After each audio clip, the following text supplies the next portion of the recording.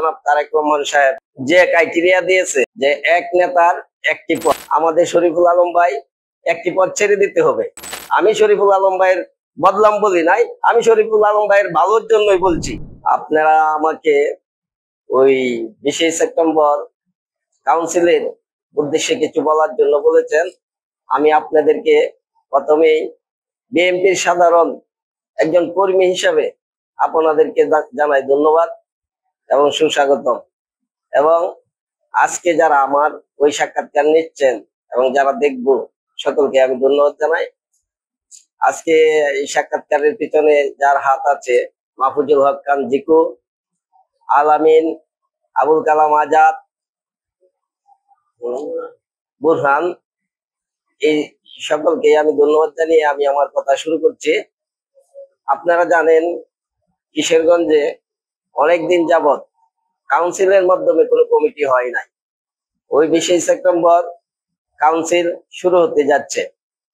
এর মধ্যে দীর্ঘদিন যাবৎ আমাদের প্রিয় নেতা শরীফুল আলম ভাই এই কিশোরগঞ্জের সভাপতির দায়িত্ব পালন করছেন। আমরা জানি উনি খুবই ভালো মানুষ, উনি ভালো মানুষ, বড় মনের মানুষ। তাই উনি বড় মনের মানুষ বিদায় উনি কিশোরগঞ্জের সকল অঙ্গ সংগঠনকে নিয়ে রাজপথে উনি গত 8-9 বছর যাবৎ কাজ করে যাচ্ছেন। কিন্তু আমরা জানি যে রাজনীতি করতে গেলে সব সাইডের এবং সব এলাকার লোকজনের খবর নিতে হয়। এবং শরীফুল আলম ভাই আমরা জানি যে উনি একজন ব্যস্ত লোক, তাই উনি সকলের খবর নিতে পারে নাই। কিন্তু উনি দুঃসময়ে এসে দলকে সুসংগঠিত করেছে। কিন্তু আমরা ওই যে আমাদের ভারপ্রাপ্ত চেয়ারম্যান জনাব তারেক রহমান সাহেব যে ক্রাইটেরিয়া দিয়েছে যে এক নেতার একটি পদ, আমরা আশা করি যে আমাদের ভারপ্রাপ্ত চেয়ারম্যান তারেক রহমান সাহেব উনি ওনার কথা, ওনার যে আইন, সেই আইন মানে তাহলে আমাদের শরীফুল আলম ভাই একটি পদ ছেড়ে দিতে হবে, একটি পদে থাকতে হইবে, হয় বিভাগীয় সাংগঠনিক, না হয় কিশোরগঞ্জ জেলা বিএনপি সভাপতি, যে কোনো একটা থাকতে হইবে। কিন্তু আমরা শরীফুল আলম ভাই ভালো লোক, আমরা এই শরীফুল আলম ভাই সেন্ট্রাল বিএনপির সাংগঠনিক সম্পাদক, উনি ভবিষ্যতে যুগ্ম মহাসচিব হইব, উনি সেন্ট্রালের জায়গাটাই ভালো। কারণ কিশোরগঞ্জে আমরা দেখতেছি যে দীর্ঘদিন যদি কেউ ক্ষমতায় থাকে তাহলে তার বিরুদ্ধে অনেক কথা বের হয়, অনেকেই অনেক ধরনের কথাবার্তা বলে। যেমন আমরা দেখেছি প্রথম শ্রীলঙ্কাতে এই সরকারকে, স্বৈরাচার সরকাররা কিভাবে বিদায় করেন মানুষ। শ্রীলঙ্কা শুরু হয়েছে, পরে আমাদের বাংলাদেশে হয়েছে। ওই যে 24-এর গণ উত্থান আমরা দেখেছি, ছাত্ররা এবং সাধারণ জনগণ আমরা তারেক রহমানের নির্দেশে ওই ছাত্রদের সাথে থেকে এই সরকারকে উচ্ছেদ করেছি। এবং এখন পাশাপাশি দেখেন নেপালে একটা ঘটনা হয়েছে, নেপালের সরকারকে জনগণ কিভাবে তাড়াইছে। নেপালের অর্থমন্ত্রীকে পাবলিক পিডায়া পানিতে ফেলছে। কিন্তু আমরা জানি যে এটা মানুষের আলোচনা, এই সাধারণ আলোচনা থেকে সৃষ্টি হইতে হইতে অনেক বড় হয়।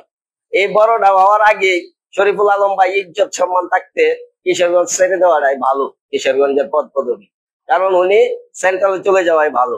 কারণ এই যে মানুষের মুখে মুখে উঠতেছে যে আলম ভাই তো কোন এলাকায় কোন ছেলেটা কি ওইটা জানে না। আলম ভাই আসে, এই কয়েকজন তারে গিরায়া ধইরে ব্যবসার পুঁজি করে আলম ভাই আবার আসে। আলম ভাই যখন আসে তখনই আলম ভাই করে, তখন আলম ভাই মনে করে কিশোরগঞ্জে এরাই সব, ঠিক আছে, কিশোরগঞ্জে এরাই সব, এরা থাকলে আমার আর কিছু হইতো না। কিন্তু ওই জিনিসটা মানুষের মুখে মুখে চলতেছে। কিন্তু মানুষের মুখে মুখে চলে, এটা একদিন একটা বোমা যখন সৃষ্টি হয় তখন সাধারণ থেকে সৃষ্টি করতে করতে চিন্তা ভাবনা করে মানুষ কিন্তু সৃষ্টি করে বড় করে। এই বোমা যখন ফাটবো তখন আলম ভাই কিন্তু এই যে স্বৈরাচার শেখ হাসিনার মতো ফালাইবো কিশোরগঞ্জ সাইড। আমরা আশা করি যারা আমরা ত্যাগীরা আছি এবং এই কিশোরগঞ্জে বৃহৎ একটা অংশ ওই রাজনীতি থেকে বাইরে আছে, এবং বৃহৎ ত্যাগীরা যেমন আমরা যারা নিজের পকেটের টাকা খরচ করে রাজনীতি করি এবং আমরাই অবহেলিত এই দলে, এবং যারা মূলত এই দল দিয়ে দলের নাম ভাঙিয়ে বিভিন্ন অফিস আদালত দখল করে আছে, তারাই আছে শরীফুল আলম ভাইয়ের সাথে। আমরা আশা করি শরীফুল আলম ভাই একজন ভালো লোক, উনি সেন্ট্রালে চলে যাবে কিশোরগঞ্জের রাজনীতি ছেড়ে। তবে কিশোরগঞ্জের লোকাল রাজনীতিতে লোকাল লোকের দরকার, কারণ যারা সব খবর টবর নিতে পারবে। কারণ শরীফুল আলম ভাই দেশ বিদেশে ঘুরে, ওনার তো ব্যবসা নিয়ে বেশি ব্যস্ত থাকে, তাই কিশোরগঞ্জের খবর হয়তো উনি নিতে পারে না।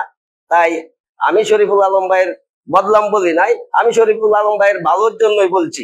কারণ এই জিনিসটাই যে মানুষ আস্তে আস্তে শরীফুল আলম ভাইয়ের প্রতি ক্ষিপ্ত হইতেছে, যে এখন যে কাউন্সিলটা হবে 20 সেপ্টেম্বর, আমাদের দেশ নায়ক তারেক রহমান ভারপ্রাপ্ত চেয়ারম্যান, উনি প্রধান অতিথি, মির্জা ফখরুল ইসলাম আলমগীর উনি থাকবেন বিশেষ অতিথি। আমরা ওনাদের দৃষ্টি আকর্ষণ করেও বলবো যে কিশোরগঞ্জে এমন একজন নেতাকে এই নেতৃত্ব দিয়ে যাবে যে এই কিশোরগঞ্জকে সকল অঙ্গ সংগঠনের কোন ছেলেটা কি করে না করে সব খবর নিতে পারবে, এবং এই কিশোরগঞ্জে ঘুরে ঘুরে দেখবে যে কোন ছেলেটা কোন জায়গায় আছে, কোন ছেলেটা দল থেকে অবহেলিত। এবং 5 তারিখের পরে দেখি অনেকেই মিছিল মিটিং করে, এই 5 তারিখের আগে কেউ পাইছি না। আমি যখন মিছিল নিয়ে আসছি, যে সাংবাদিক জিকু এরা আমার সাথে ছিল, আমার কথা হলো আমার 20 জন লোক, তখন আমি 20 জন লোককে আমি 1000 লোক মনে করছি, যে এই 20 জন লোকদের সময় আমার সাথে আছে, মিছিল মিটিং করতেছে।